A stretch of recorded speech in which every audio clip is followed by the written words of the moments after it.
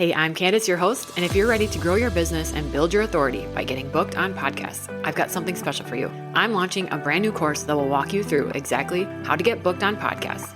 Everything from identifying the right shows to pitching, preparing for interviews, and leveraging your guest appearances for growth. Plus, if you sign up for the waitlist now, you'll get early access to the course and these special bonuses.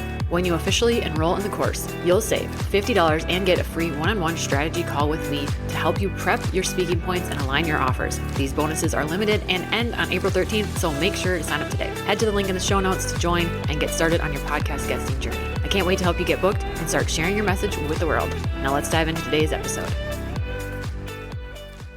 On today's episode, I have a special guest, Joy Rowland. She is a certified financial coach, money and business strategist, and creator of Joyful Money, where she empowers entrepreneurs to master financial management, build unshakable confidence, and increase visibility. With a proven framework that blends financial clarity with hands-on growth tactics, Joy helps business owners attract consistent leads, grow their revenue, and embrace a confidence that makes their business magnetic. Through her coaching, she teaches entrepreneurs that success isn't a solo journey. It's a strategic, supported path where we lift each other up and achieve lasting impact. You are going to absolutely love this conversation I just had with Joy. She is an absolute bright light of energy. Let's dive in. Welcome, Joy. Why don't you start with telling us a bit about just how you got to where you are now in your entrepreneurial journey? Hi, Candice, and hi, everyone. I'm so excited to be here. Thank you very much for the opportunity. Like many people in business, my journey has been long-winded, right? It's been a lot of ups and downs. I've had a number of offers and I've tried different things. And so I finally landed where I am now. So my journey started, I'd say about 2 to 3 years ago. I was in corporate. So my background is in IT. I was an IT consultant for 20 years. During COVID, we were working from home. Everything was fine. And then after COVID, they said everyone had to come into the office. And I had just had my baby. I had bought a house very far from downtown, so commuting was not on the table for me. So I started to think, what can I do to start earning money online? And so I started searching online, and then I found the life coach school. So I went through the life coach school, got certified, and I started making offers. First, I tried to be a weight loss coach. Okay. That was so overwhelming for me. Like, it wasn't for me anyways. And then I started midlife coaching because I had gone through a divorce and I felt I could coach midlife people. But I got my first client, and on the call, she goes, "Oh, you look too young to coach midlife." I'm like, "Well, I'm almost 40 and I can coach midlife women." And but that kind of made me think, okay, what else can I do? And so I went through Dave Ramsey's coaching, financial coaching, and I absolutely loved it. At first, I was helping people deal with debt. So many of my clients were very heavily in debt, and as most people know, as a coach, you tend to embody the experiences of your clients. And that was really heavy for me, listening to all of these heartbreaking stories. And so I'm like, I prefer to be more positive. I prefer to tell people that you can build wealth. And so I decided to do financial coaching for business owners. And that's where I'm at now. And I am so excited because every morning when I wake up, I'm very excited to come into my office to do the work. And I feel like that was a litmus test for me to know, well, this is it for me. Yes, I love that journey. So you really had a lot of points where you pivoted things. You thought that the answer was one thing, and I have a similar experience too, or just you're just pivoting and changing until you find that right thing. And it seems like you're on it because I could just see, they can't see you, but you're smiling and you're like radiating, and it just feels good for me, not even knowing you that well. So how can you help explain to the listeners when they are in those moments of feeling maybe unaligned, but thinking about pivoting? I think there's a lot of stigma, or at least for women, of like, oh, you're changing your mind again, and that it's this bad thing. How can they embrace that and trust that the nudge they're having is the right one to follow? Yes, I love that question so much. I was making all of my mistakes publicly because I had a podcast called Joyful Midlife. So, like, people were starting to know me. I was interviewing guests. So, changing my niche was a big deal. The encouragement I want to give to listeners is just keep going. You see, when we listen to our intuition, I call him God, you might call him intuition, like that little voice is always there for us. And as long as you keep going and keep taking these steps, because many people like to see the entire staircase of their lives before they take action. I was taking messy action, and when I look back, all of the steps I took helped me to get to where I am today. Like all of the changes were building me up. So I want to encourage anyone. It doesn't matter your niche. Someone was willing to pay me $5,000 for 3 months to coach them on midlife.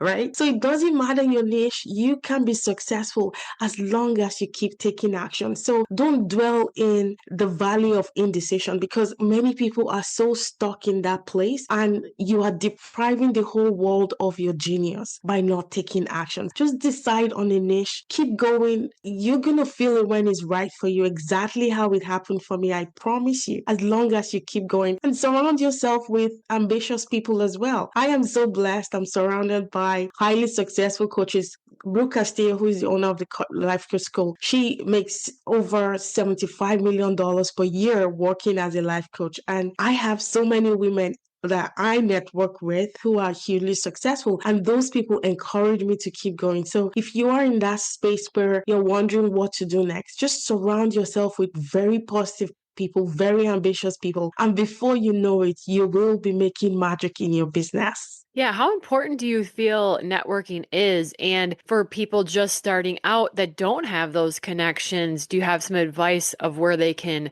look or how to put themselves out there and get in touch with those types of things? Because I agree, it's vital to be surrounded by those kinds of people, have them on your team. So where can people start with that? I would say Facebook groups for sure. I started in Facebook groups as well. There are many of them. Like if you do female entrepreneurs, like if you are a woman or if you're a man, if you do the male entrepreneurs, just go on Facebook. There are tons and tons of very quality Facebook groups. There are also very terrible ones, I promise you, Yeah. but they're very good ones. Just read the description, look at the members and see how you vibe with them. And as you network in those Facebook groups and as you give value, you begin to find your people, right? Because I believe that as humans, we are magnets, right? As we network, people who are attracted to us will show themselves. And before you know, you start to build your network. So I'll definitely say start from Facebook groups. Also, I have to say, networking face to face also helps as well. So after COVID, like I'm going to one tomorrow in my area of entrepreneurs and business owners. So don't discount face to face because it really, really helps as well. And I think most communities, or at least the nearest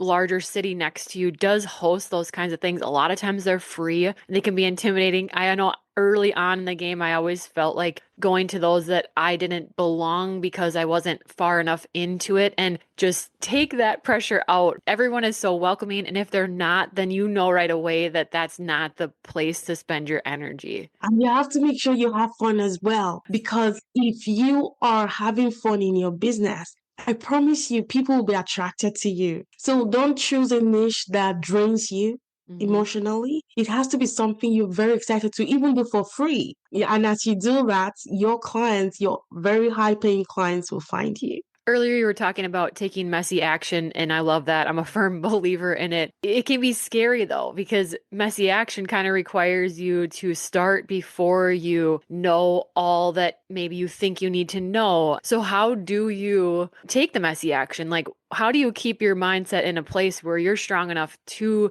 push through the doubts, push through not knowing enough, all those things that our brain likes to tell us? How do you continue to keep taking that messy action? Oh gosh, thanks, Candice, for that question.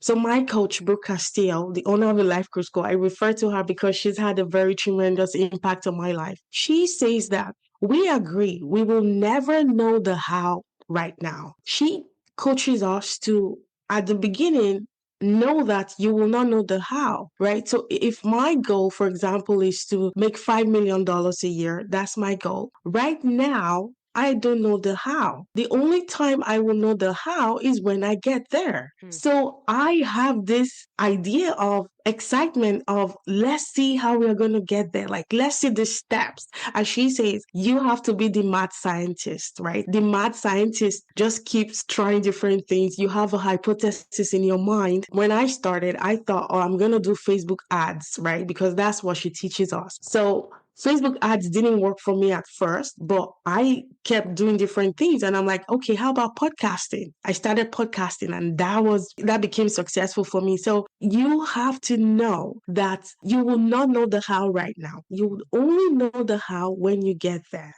and be willing to embrace the journey, right?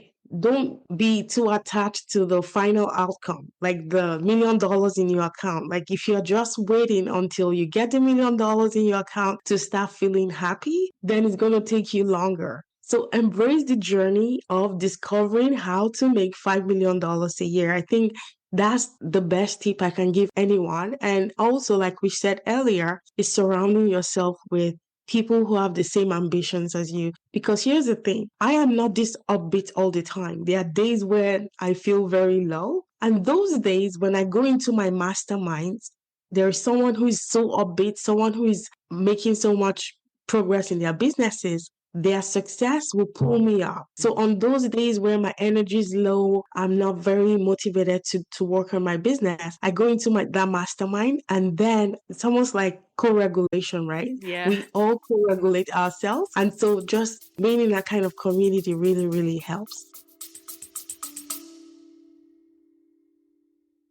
Are you an entrepreneur looking to start or grow your business while feeling supported and seen every step of the way? Join the Aligned Business Collective, the monthly membership I co-host with Andrea Hansen and Brittany Williams, designed for entrepreneurs like you. This is your space to connect, learn, and build a business that truly works for you, while we hold you accountable with our weekly calls and on-demand coaching. Head to the link in the show notes to learn more and join today. Yes, having someone to pull you out of that funk, because it's going to happen. I can attest to it too. There will be low days, high days. I just grab chocolate, go upstairs and watch Netflix, right? Yeah, things like that. I don't judge myself for those days. I love myself. The days where I'm highly productive and the days when I don't feel like it. Yeah. I love all of it. And it's just great when you have those communities, because sometimes it might take us longer on our own to pull ourselves out of that. And the quicker you can get pulled out of it, the better. And those communities help do that. The other thing you were talking about is kind of just that discovery with that messy action and just releasing that how I'm going to get there and just putting one foot in front of the other. I always feel like in my experience, I've learned walking down your path and taking that action is how the how reveals itself. It's how you get to see the next step. I left the classroom 3 years ago, but I taught for 13 years. And for the last 3 years, I kept thinking that I wanted to leave, but my brain could not see how I would make it work.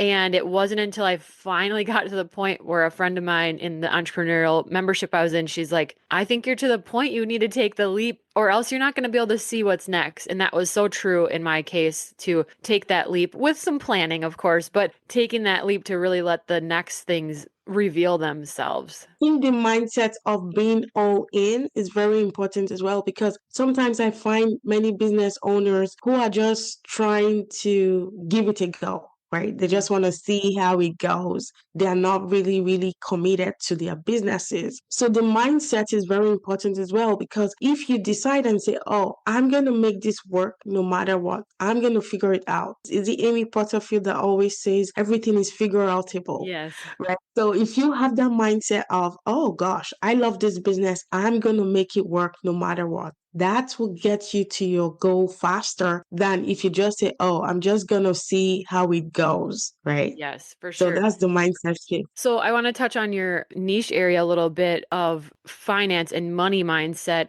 I know that we can kind of push money away from us without knowing it. How do we know that? And how do we make sure that doesn't happen? One of our things as entrepreneurs is obviously that's important to be able to keep going with your business. We have to make money. We need that for life, but we can kind of be pushing it away sometimes. Can you explain that a little bit for us? It all boils down to our life experiences and how our nervous system now reacts to money. I'll give you an example. If someone works on their business, let's say you come on your computer and you start working on your business and you feel stress and anxiety, that message is sent to your body. And then your body sends that to your brain. And your mind begins to think, oh, whenever we sit down to work on our business to make money, this person is always stressed. And so your mind relates that to mean that money is a bad thing. As simple as that is what is holding many people back.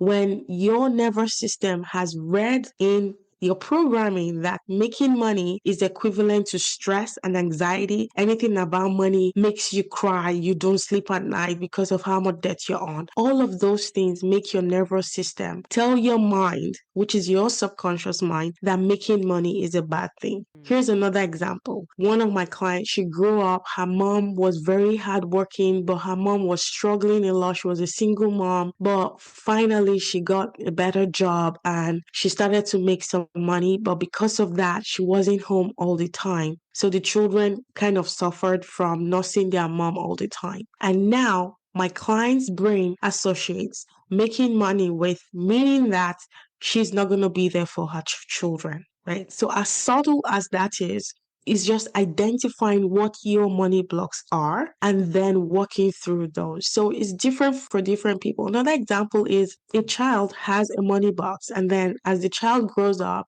the child is saving money in the money box, and then the dad comes one day and says, "Oh, Lisa, can I have X amount of dollars from your money box?" The dad takes the money from the money box and never gives it back. And so the child has grown up as an adult now, and she thinks, if I don't spend all my money, somebody's going to take it from me and I'm not going to ever get it back. And now how that relates now to her life currently is that any money that comes into her business, she spends it like money is COVID-19. Like that's how she's so allergic to having money. So Yeah. I'm just giving all of these examples so that listeners can start to think and pinpoint where they might be holding themselves back. Another thing I also talk about, one thing that keeps money away is money is energy. Money loves going to places where there is organization and where there is a purpose for the money. So imagine if you were money, Candice, and you had a choice of either going to someone who has their